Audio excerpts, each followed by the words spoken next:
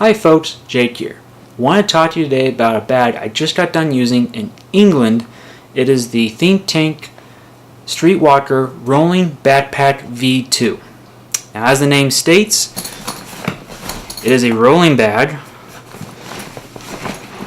and it's a backpack. This unzips, this folds down, velcros to the bottom. There's your lumbar support, there's your shoulder straps. It's a very sleek system, it's very comfortable. I use it in England this way, had no problem. Now you may be wondering, with this extra material, is it a bulky bag? The answer is no. Even with this extra material back here, it's still pretty slender. I was able to put this in the overhead on all my flights. I flew on everything from an Airbus to a 767, had no problems. If I did have to gauge check it, I wasn't worried. There's a lot of padding here. It's a pretty good, it's not totally hard-sided, but it's got a lot of good padding there, so not even worried about it. As far as the height, it's about the same as an Airport International V2, and width, it's not nearly as wide as the International, and that's really why I was drawn to this bag, is because it's a much smaller bag. Usually when it comes to aviation, which is primarily why I went to England, I have the Airport International V2 with me. But not wanting to have that bigger bag on an international flight, I went with this one, and it did a great job.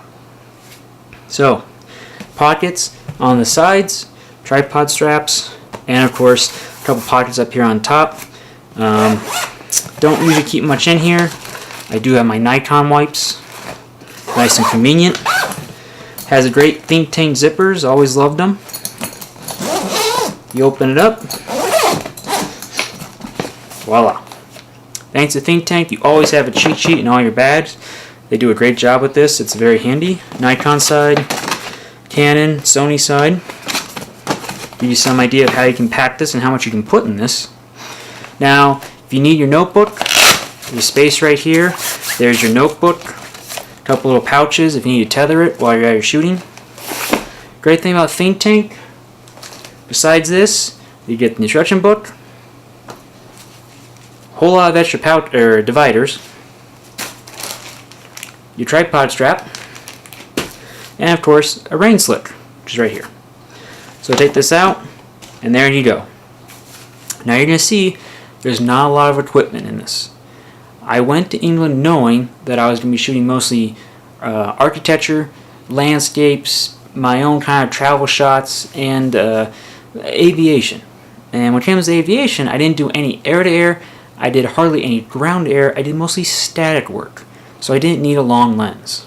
So I have the D5, the D750, right here would be the 1835, but I'm using it for this video right now.